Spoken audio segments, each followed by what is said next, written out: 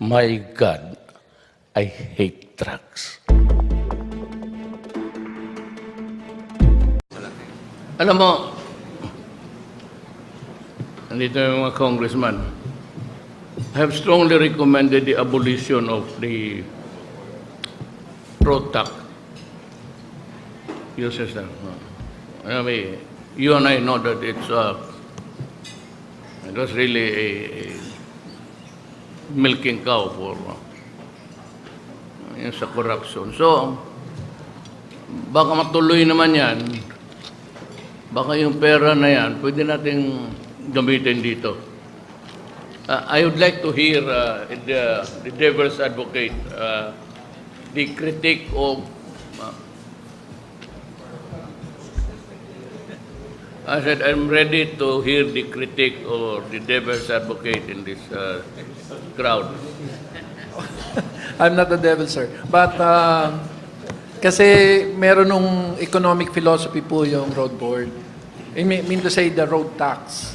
It's supposed to provide continuous funding of maintenance in order to prolong the life or the shelf life of our roads. So if we shift it to another purpose, Mr. President, we have to continuously seek and compete for other funds within the GAA framework.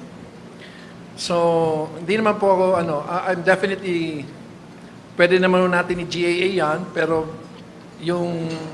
we should dedicate it for road maintenance, Mr. President. Doon naman po sa what to do with the lakes. Dati dalawa lang yan, bato tsaka buhi.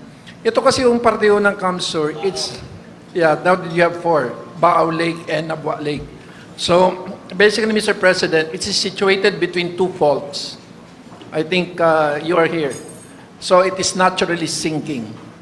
So, originally in 1997, there was a study by JBIC, which is to be updated, which actually asked for the conversion of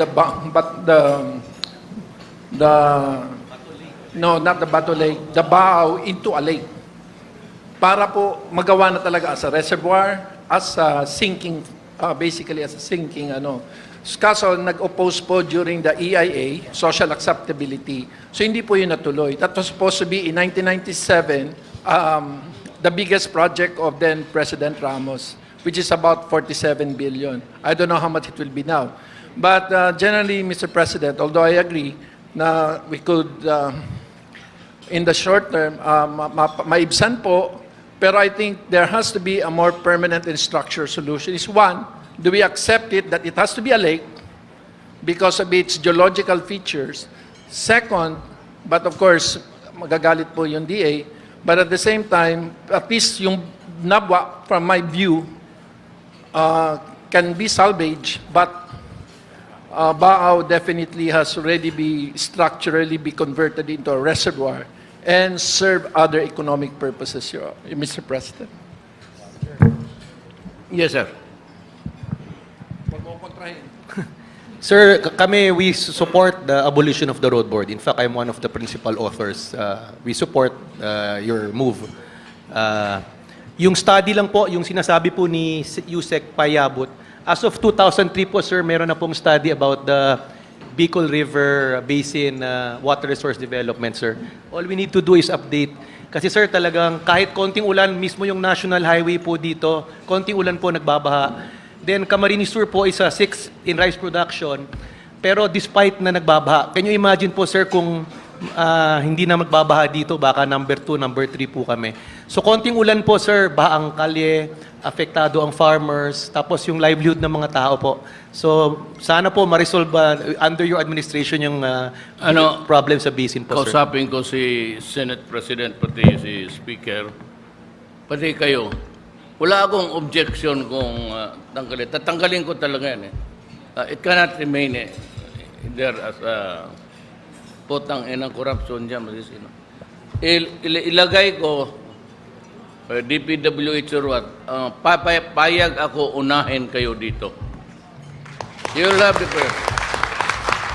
So, yung first project, kasi tayo man nag-usap dito, I'll commit to you that the very first projects that will be undertaken under that fund if it's transferred to a DPWH or sa agriculture, okay ako.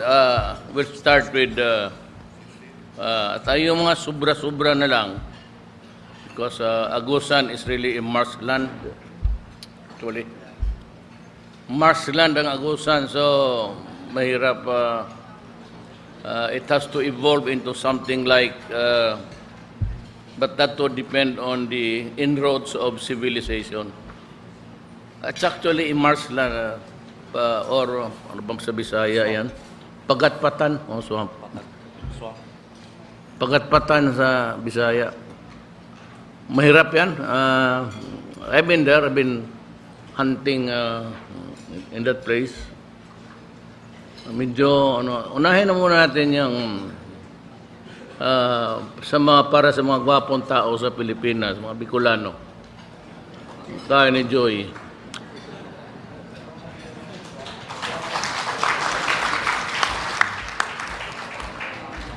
Sige, apayag ako, totoo. We will work together, convince Congress.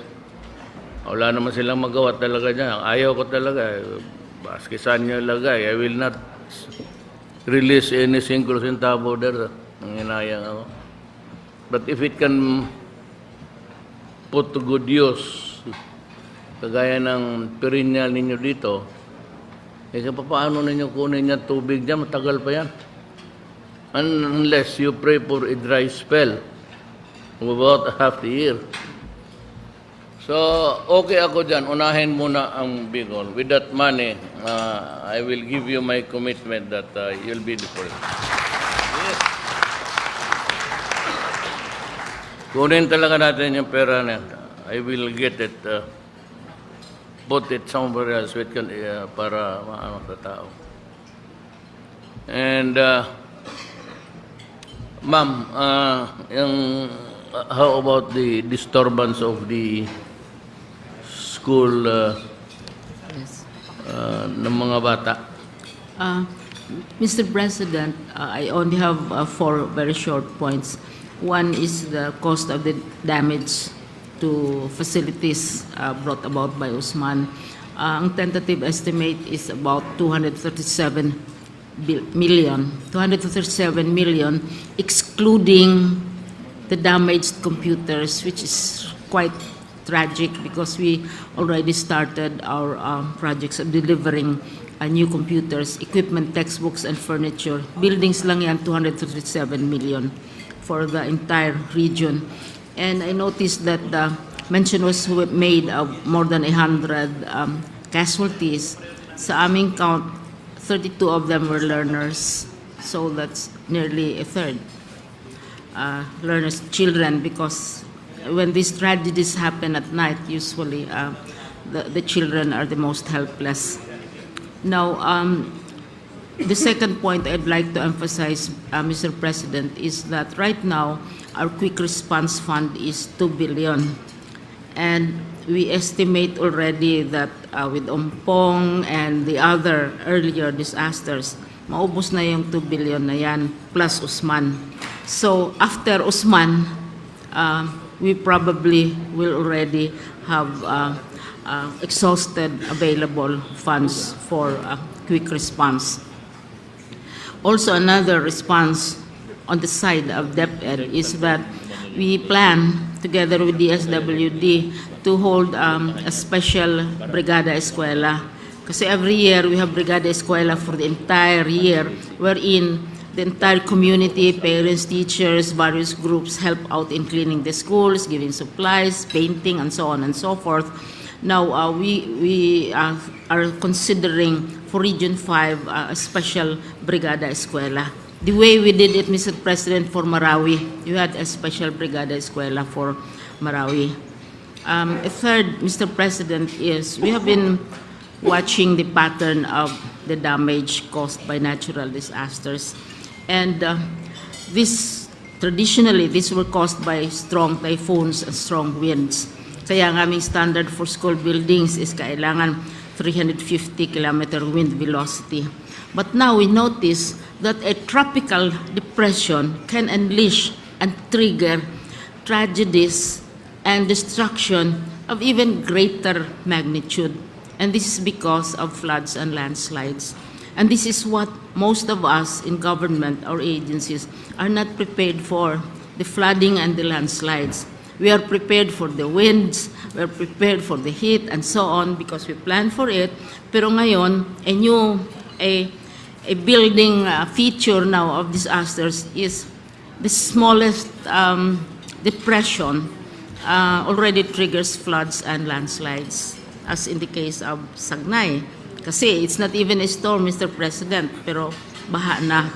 So right now, ang aming concern is, fixing our buildings, etc. But if you want to respond to this rising challenge of floods and landslides, we have to consider slope protection for schools which are, at the foot of hills or on top of the hills, higher elevations of schools, and even transfer of school sites from hazardous sites, which before were very safe, dry and so on, but are now submerged in water. And so this would require bigger amounts of investment, not only for us in the Department of Education, but for all public facilities and even private facilities. We have to recognize that the floods and the landslides are now joining the winds and so on, and the earthquakes.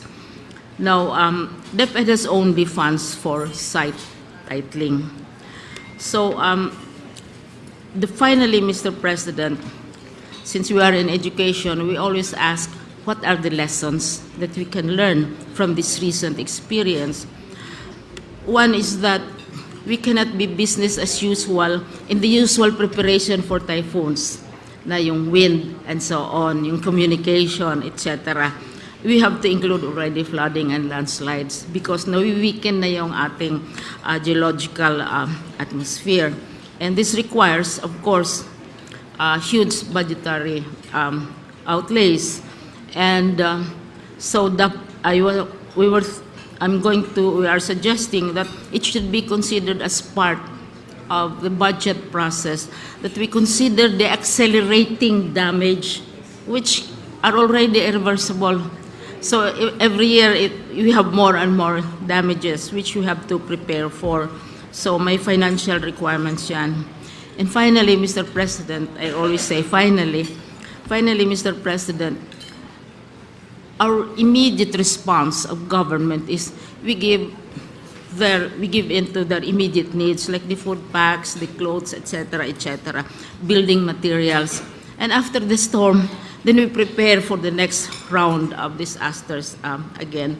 So perhaps it would be good also to mobilize the entire country and not look only to government to be providing the food packs and the building materials, but mobilize the public sector, the private sector, the schools, the organization in an organized manner. Hindi ito makakaya ng government at the rate that destructions are escalating.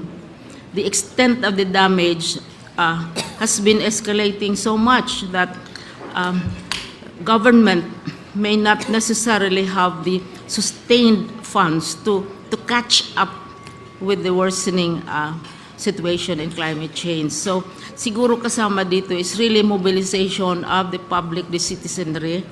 We in education are doing our part by educating our children, but the various organizations, they have to, give their services for technical assistance in the dams, the flood control. Bicol River Basin Development Authority, panahon pa ni Marcos yan, created precisely to control floods. That's how many decades ago, nearly as old as I am. So perhaps if we mobilize the entire country, this is not a responsibility of government alone. This is our responsibility, and we all have to help out. And it's not only giving, which is very important, the food packs and everything, but preparing for even much more threatening natural disasters. Mr. President, thank you very much. Two things in my response. One would be question sa pag-asa, sir. Mm, well, the changing, not really, but the radical changes in today's climate, weather. There seems to be a lot of precipitation everywhere. So we'll have to deal with, about a little over 7-10 years ago. Itong mga landslides na ito, I've been a government worker for so long. And hindi naman masyado ito na but now we have multiple landslide everywhere. So gusto kong malaman, I do not have the answer yet, as yet, kung bakit maraming landslide palagi ngayon. And noon, wala namang yung mga eskwelahan, yung sa baba ng slopes. But now, there seems to be a loosening of the soil everywhere. And as it is wont to happen, it is really a multiple thing for us. We were viewing the roadside kanina. Karaming, landslide talaga. You have to work your way before you can restore the mobility of the community. Second po, may I ask, I am ignorant about it.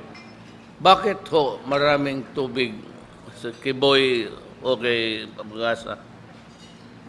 Si Mr.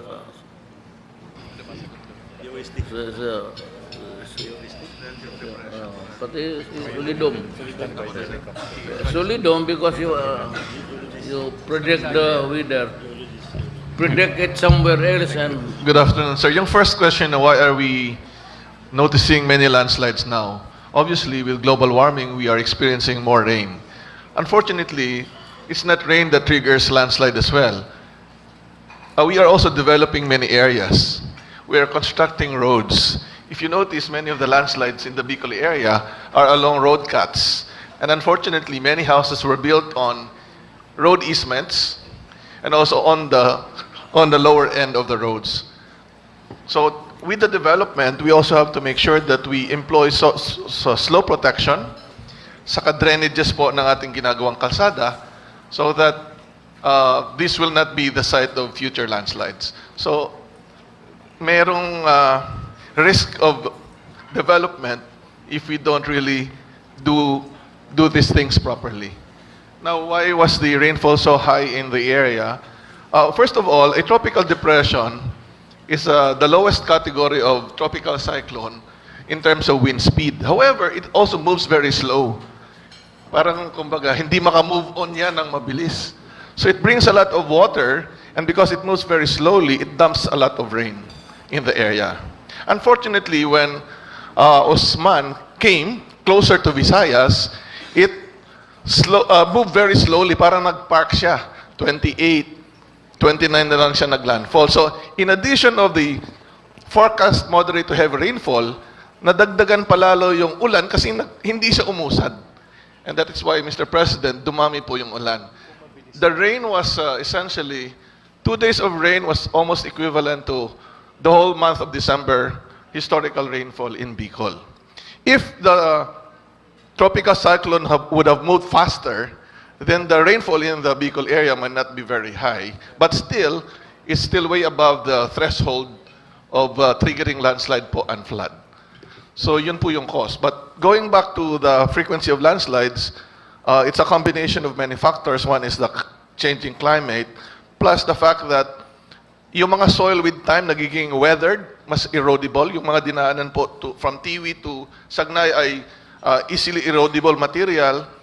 And unfortunately, doon po karamihan sa mga kalsada nagsimula yung mga landslide. So isa rin pong dapat concern ng government is to make sure that the roads that we develop would have ample slope protection. Second, also drainage. And third, ibawal yung mga nagbabahay sa tabi ng mga kalsada at sa baba noon. Yun po, Mr. President. But you can say that climate has something really to do with Yes, a sir. lot of Yes, sir. moisture up. No, it's either a consequence or a, ano lang, causal. It's one of the trigger po yung trigger yun. And but again, if the rain becomes more extreme, the probability of having more landslide increases. So because of global warming po. So we really have to make sure that we don't focus only on the typhoon signal, which refers to the wind strength, pero kailangan din po na madalas balitaan natin kahit hindi na malakas yung ulan, marami pa rin tubig na babagsak. That's why, i-explain ko lang din po yung pag-asa advisories po, no? Nagbibigay ang pag-asa ng 24-hour forecast. Sasabihin nila light o moderate to heavy rains. Pero pag na-record na ng pag-asa na heavy na yung pag-ulan, sinasabi na nila, nag-i-issue po sila ng heavy rainfall warning. Yun po yung yellow, red, yellow, orange, red. Ito po yung nowcasting. Ito yung nangyayari. So kapag hindi pa umaalis yung mga tao, dahil sa forecast na moderate to heavy, dapat may action na sila pag sinabing yellow, orange, or red. Kasi mas dyan na talaga nangyayari yung heavy pong ulan. So, sa DOST side po, we will have to make sure that we have to emphasize this. We also wanted to engage MGB in the press briefings of DOST, that they will be part of really announcing the areas every time there's a press briefing. So combination po talaga ng extreme weather, but so that's why we have extreme actions to also do to cope up with the changing condition po. But ang problema kasi nito, boy, is we've been sending so many people. That's why I fired also so many people for attending climate change dito, South Africa, Tokyo, Canada, Ottawa. 21 travel, sabi ko, climate change, and we are at the losing end of the shit. Sige pa rin patay, sige pa rin collapse. So, I better help ourselves than listen to those idiots there in Europe. I've read, I have come across General Halad's position paper. Yung ginawa mo na nabasa ko. I have plans of making his department, his agency, a regular department, solely to meet the challenges of itong ano. Wala, so kanya lahat yan. Para kanya na ang ano, iyo na lahat. Pati pagpigil sa bagyo. Putang inang yan. Dala ka ng blower doon ano mo? Buisit itong bagyo. Alam mo, dapat yung mga bagyo, huwag ninyong pangalanan ng mga Usman. Si Randy Usman, Maranaw yan. That is, he's my brother in the Maranao side. Mga Usman, antindi niya. Mga Bernadette, ganon. Leonora. Mga si Leni, ano ba para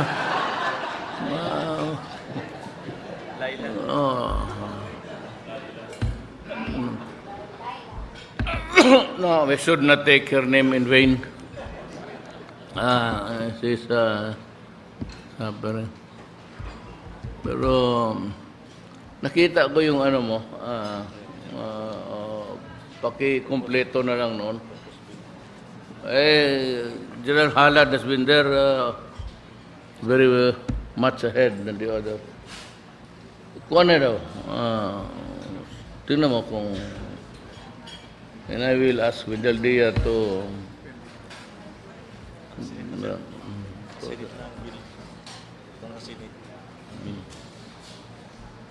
and Sir, I am not, my fellow Filipinos, especially the Bicolanos. I know that you are a forgiving tribe, but let me just abuse your time. I brought along my three candidates for senator. Hindi ko naman sinasabi na, Joy, ganito yan, Joy. Pag matalo yan sila, may 3 years pa ako. Oh, kailangan ninyo ang perma ko sa release. Nasa inyo yan. Kasi pwede naman tayo magkaibigan. Pwede naman tayong walang imikan. I've been used to it. Ikaw, Joy, we were together in the 11th Congress. May pangako po ako sa tatlong yan, sir. Oh. Tatlo lang yan. Si Kasi Bong. ikaw noon, nung puro left tayo, huwag na lang natin taguan. Kami yung mag-left, nagpurma. So, we voted for one candidate. Not really left na komunista, but yung gusto namin kasi yung hindi traditional, so we talk with Joy and everybody. Sabi ko, nadala ako sa drama mo, baka madala ko rin ka sa drama ko. Ang lahat naman dito, pwede naman kayo magpunta ng Malacanang, pahingi-hingi. Lalo na yung 46 billion na yan, kung wala kayo, sigurado. It will remain a lagoon for you to swim. Hindi na kayo mapunta ng dagat. Wala kang dagat. Pero I'd like to ask Bato to stand up.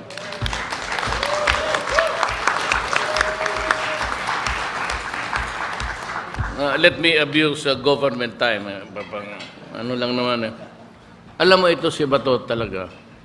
I was a prosecutor before. Piskal lang ako. But when he graduated sa PMAyer, he was assigned in Davao. And later on, he married. Ninong ako nito.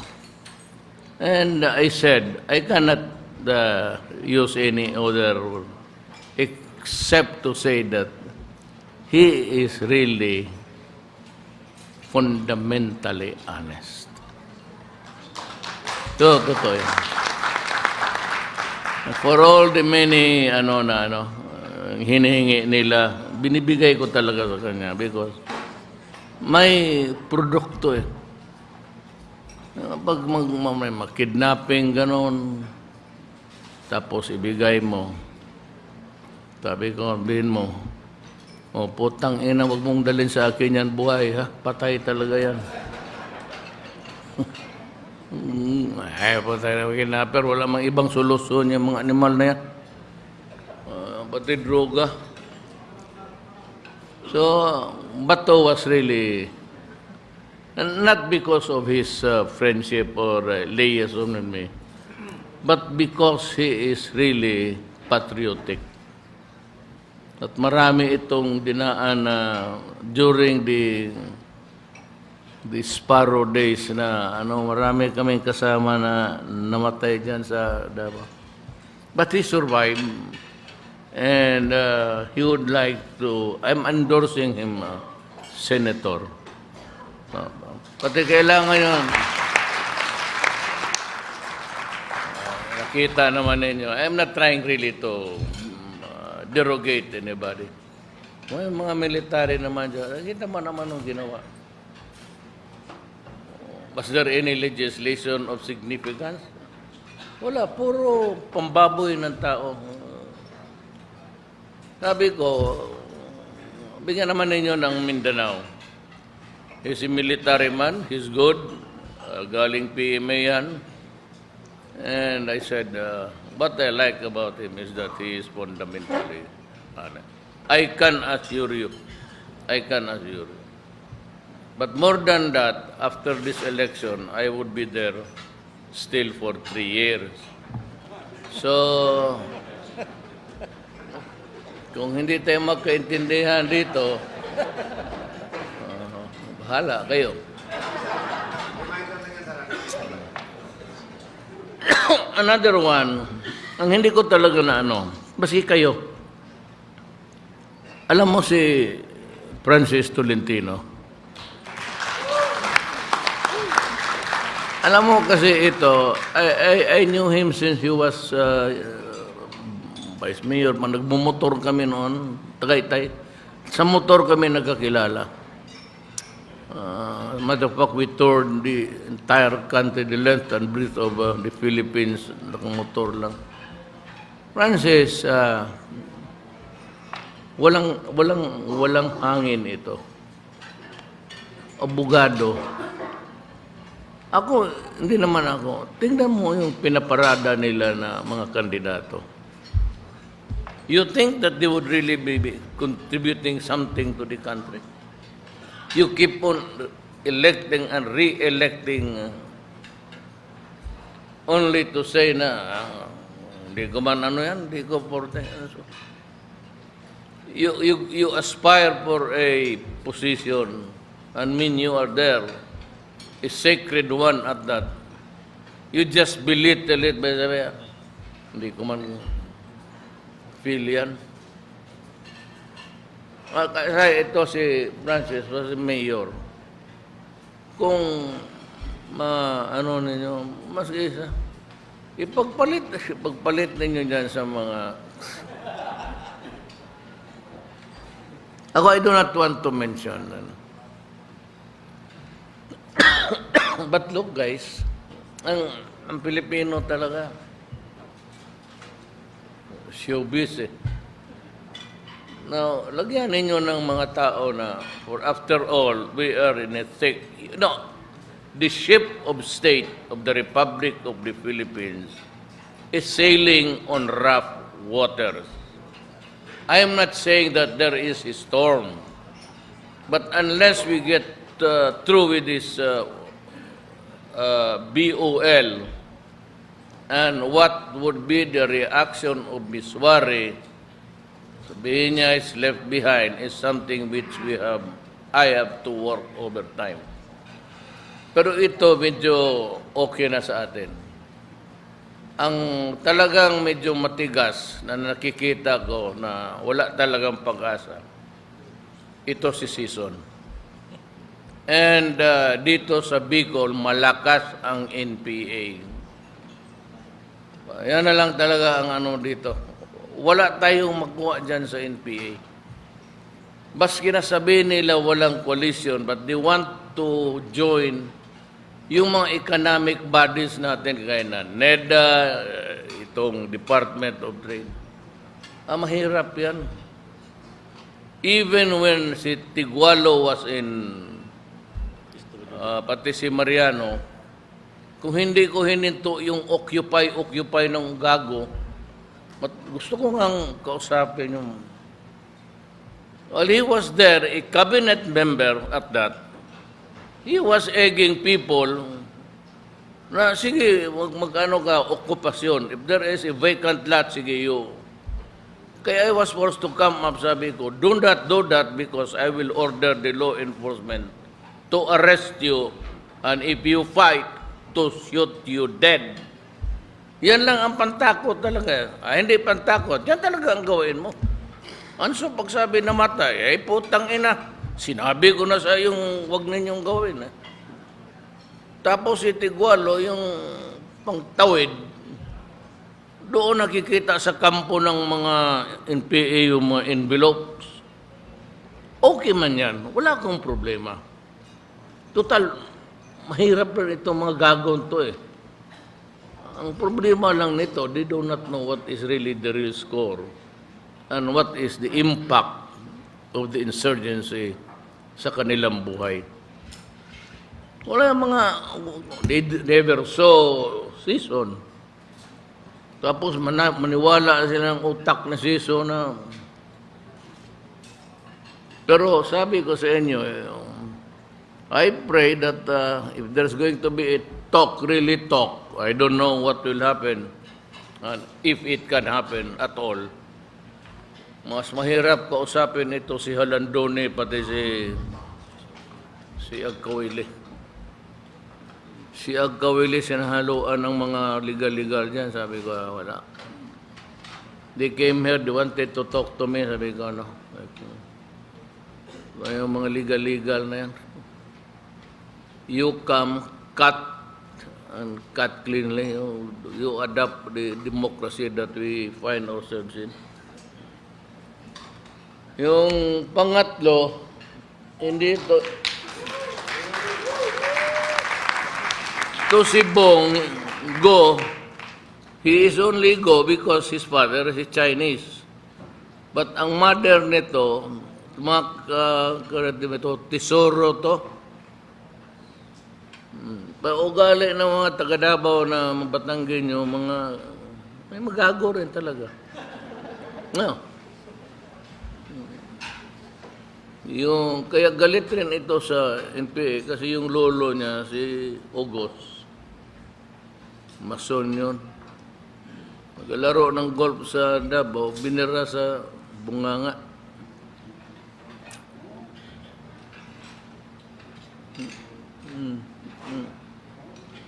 Nandoon ka ba noon?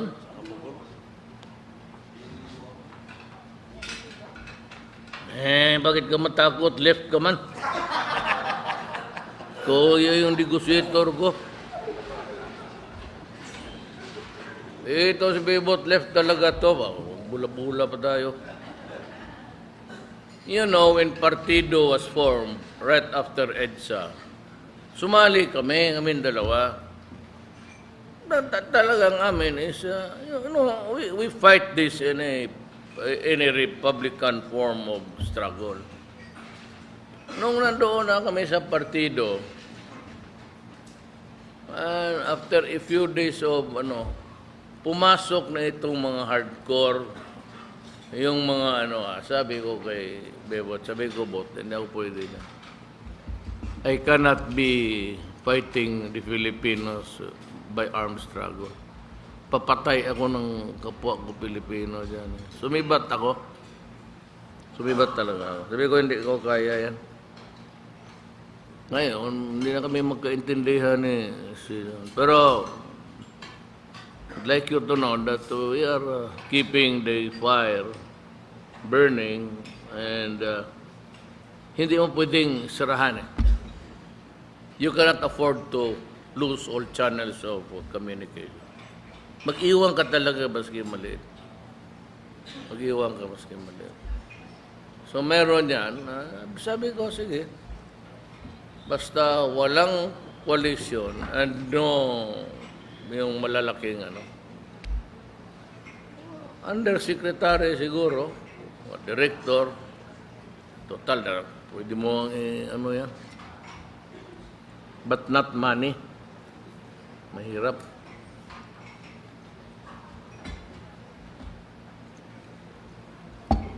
So yan ang istorya natin.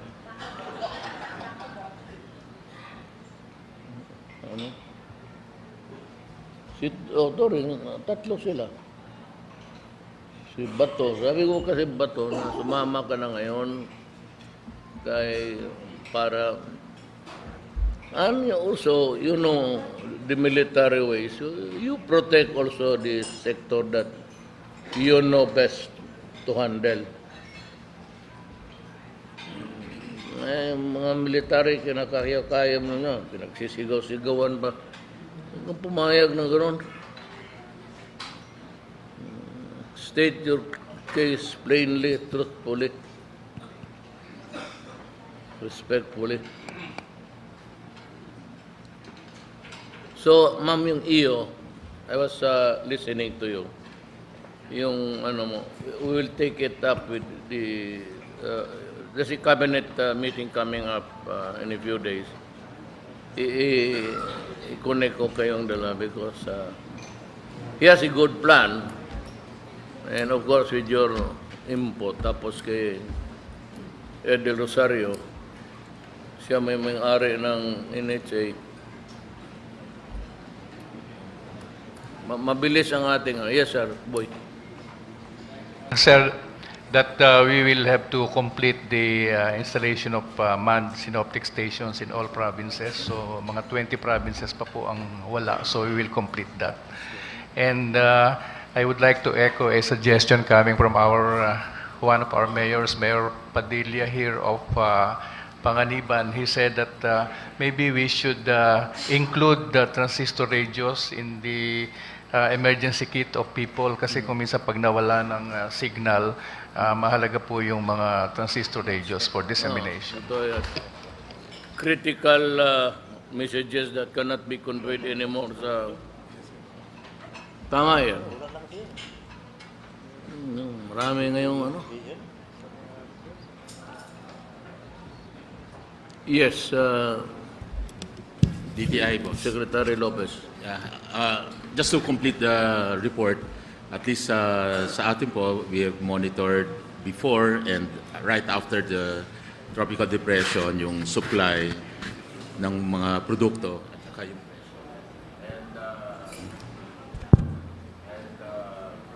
report na very stable. May dalawa kami nakita na violation. Kasi ang ginawa po natin, all municipalities that were affected, meron tayong mga taglers na monitor ng mga tindahan dito sa municipality. So, making use of our business counselors in the negosyo center. We have many of those for municipalities now. And aside from generally stable, may na-discover na dalawa, pero oras no kinorek yun, they immediately, yung mga stores na yon immediately brought back yung presyo na 1 peso higher than the SRP. Even by 1 peso, kinokorek natin. And they basically brought it back. These were found in Iriga City and Pulangi. No? So now we can say na lahat po ay stable prices. Of course, sinunod din natin ngayon yung since declared ang calamity, naka-price freeze po dito sa mga probinsya na nabanggit, Camsur, Cam Norte, Albay, and Sorsogon. Okay. And then we are, doon sa nangangailangan, we are ready to bring in the Diskwento Caravan. Ito yung mga special stores kung saan yung basic commodities na mas mura pa sa SRP can be provided. Para meron sources at walang shortage, importante may mabibilin ang ating mga kababayan na naapektuhan. Kung pwede ho ako mag-digress dun sa usapan on the long-term solution, ang baka ho makatulong din yung pag-consider nung review ng mga land zoning sa mga lugar.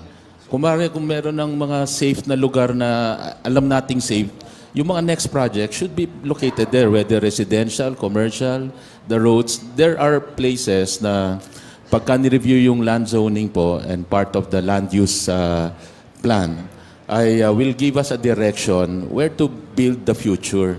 And dun sa mga alam nating delikado, hazardous at malalalim and catch basin, obviously we should not build the future there. And in fact, there should be a purposive relocation already para hindi na intayin yung disaster and sakuna because we are a country na talagang inaapektuhan at dinadaanan talaga ng mga bagyo. So hindi every year po yon.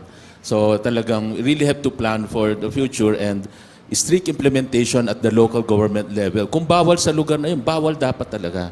Hindi dapat talaga mag-allow ng mag-build up ng community, one house, naging 2 houses, naging community na, at pagkatapos mahirap ng malipat. So, yun lang po ang input natin doon. Anybody would like to say something before we go? Governor Bichara?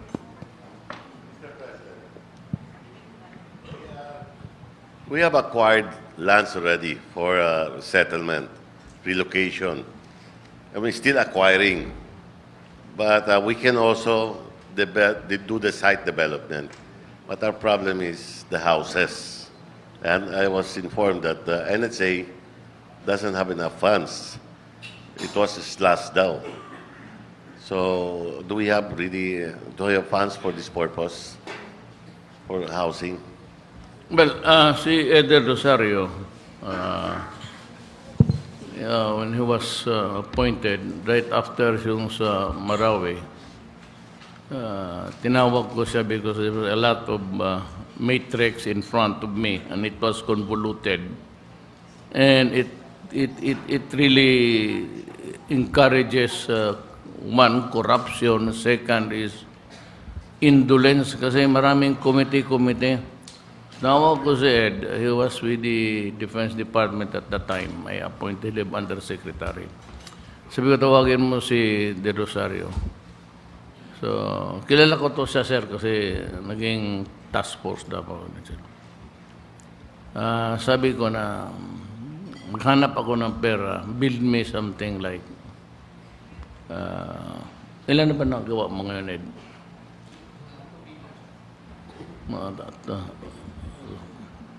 Ang bahay? Marawi lang.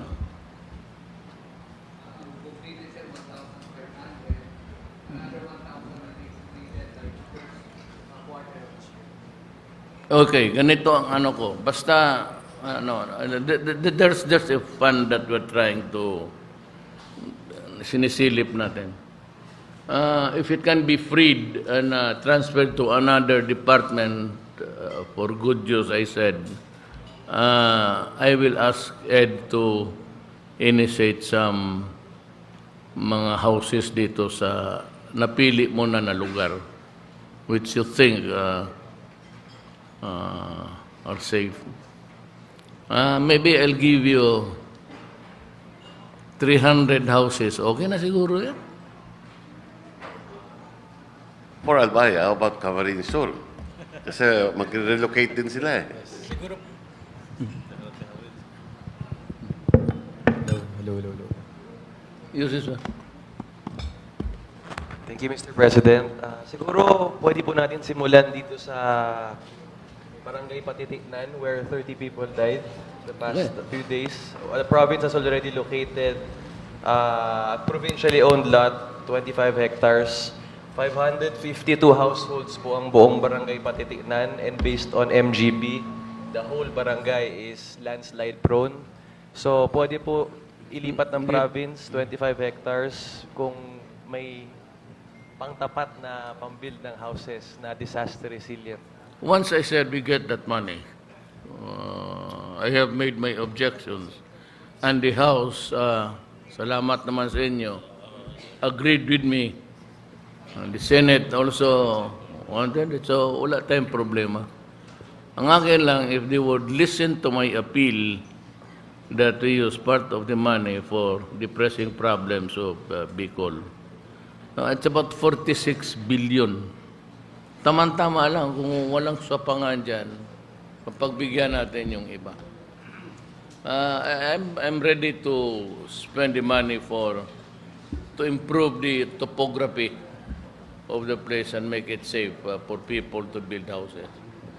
Or really just get out of those mountainous thing, especially if there's a mine being operated behind. Mahirap yan. But you can always call on General Simato. Pag sinabi niya, sira yan. And you should congratulate General Anyo, General Simato, and Secretary Bernadette for the Bukarab-Boracay. Hindi sa Boracay raw, kung maligo ka, hindi lang malinis, maging gwapo ka daw pagka, no? No. So, believe ako. So, as a last, may I hear from my classmate, Judge Clavicilia. Brad ko to, classmate ko pa.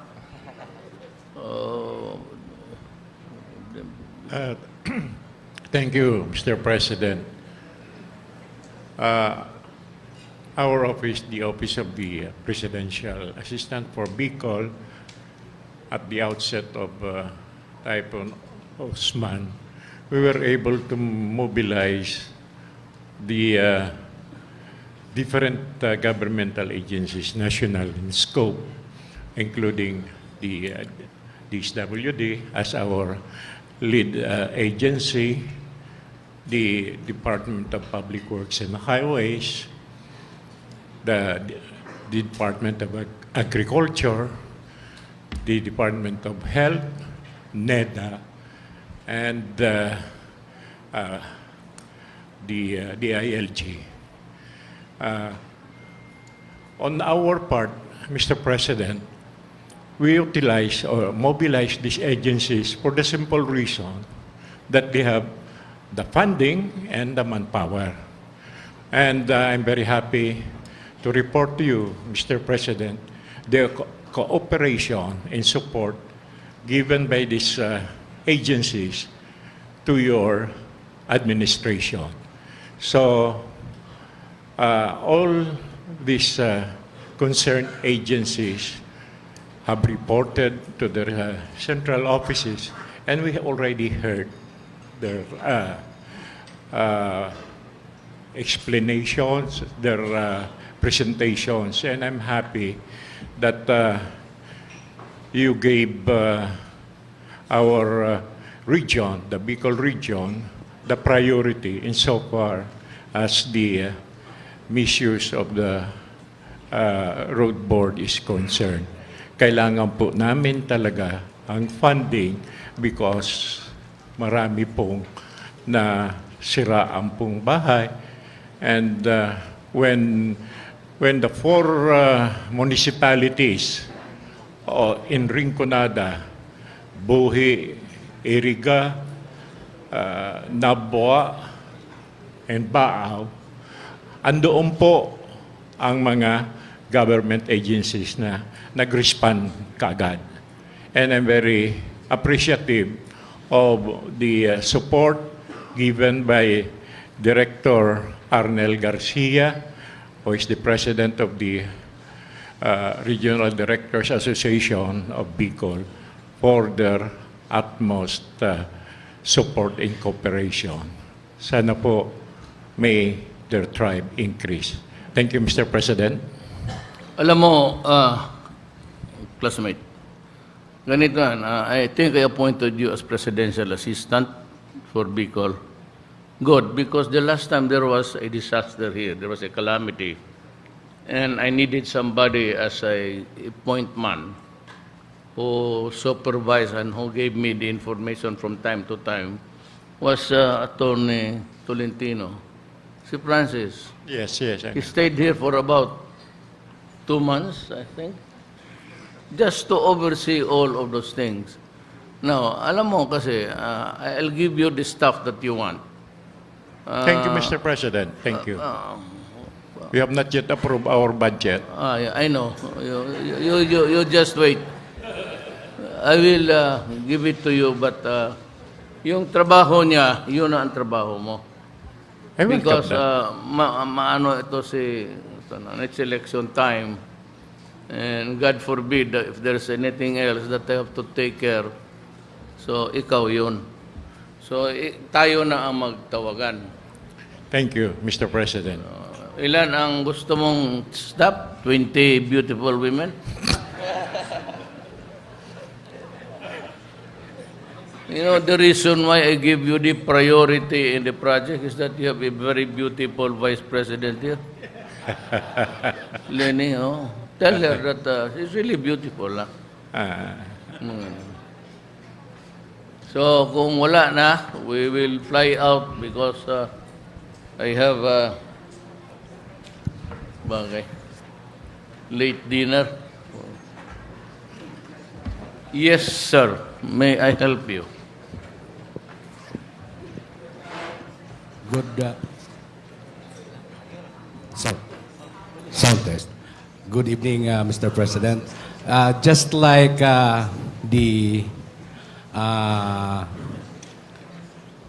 what Governor Bichara said and Governor El Rey, the province of Sorsogon is also appealing for housing units. We already acquired sites as relocation sites, and we need housing units, Mr. President. Those sites will be developed by you or by the NHA who would come in to construct the houses? We will develop, Mr. President, the site. Okay. That's clear. Sige. Everything all right? Joy? Wala na. You still have a critique to follow? No more? Di na daw eh. Sir, yung trader namin sa Virac, huwag kayong magagalit. Mas konti sana namatay kung nandun yun. Doppler radar. Hindi namin ma-access kasi hindi ka makakaasa sa satellite. Kasi satellite hindi spatially correspondent dun sa actual conditions. Pangalawa, sir, yung ano natin, kasi lilitaw lulubog yung red, yellow, orange. Kaya kung pwede po, for the day, at least good for one day man lang yung rainfall warning natin. Hindi po pwede yun na nililift nyo after 2 to 3 hours.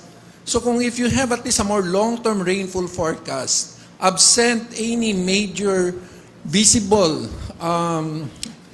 event like a TCF, an LPA or a TD or anything, then there is no basis for household to make a decision with respect to their safety. The only thing that they can depend on is a science-based, DOST issued, more, hindi nga long term, kahit one day man lang, sir, tumagal.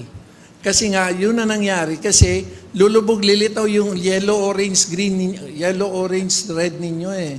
Kaya, anyway, so yun lang, Mr. President, kasi they have the Doppler radar, we cannot access it. And of course, lulubog, lilitaw po yung rainfall warning ho natin.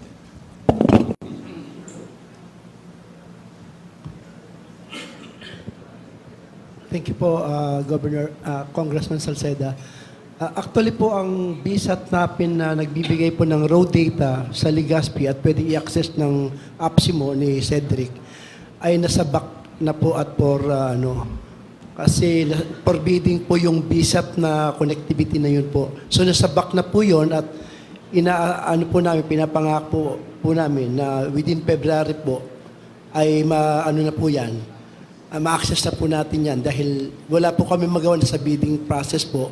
Sa government po kami, hindi po namin talaga So, but the radar is working. So, nang yung problema nyo, bidding? Ongoing po yung bidding process sa BSAT.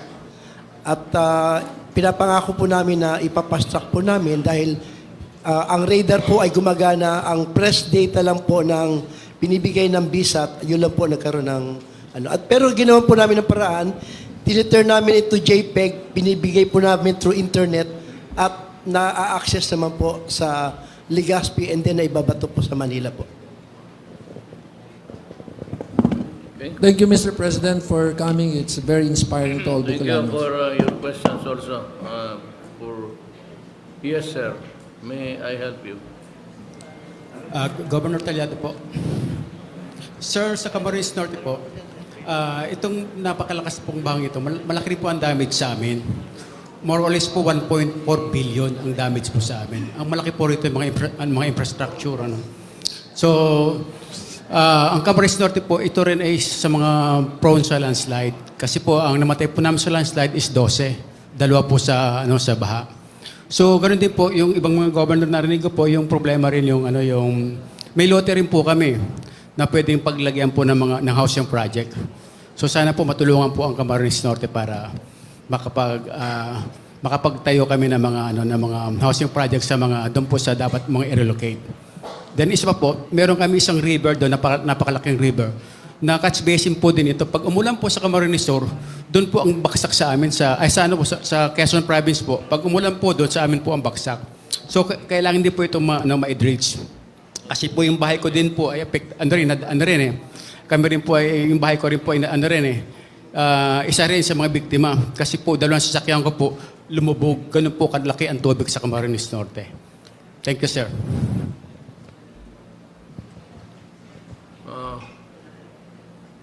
Yan naman siguro, we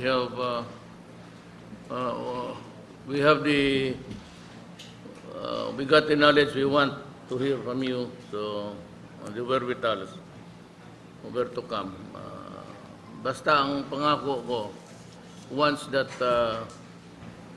road tax money is freed, you will be the first recipients projects dito.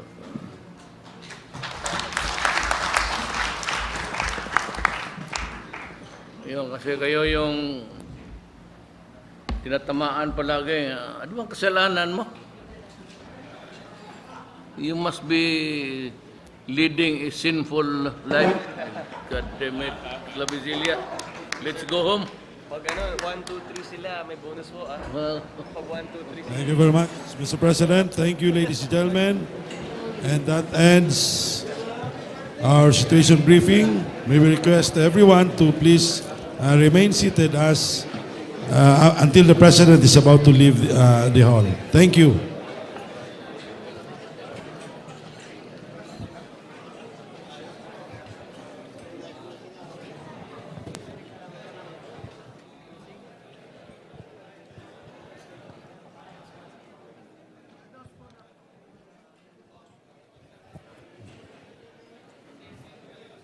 Again, may we request everyone to please remain seated.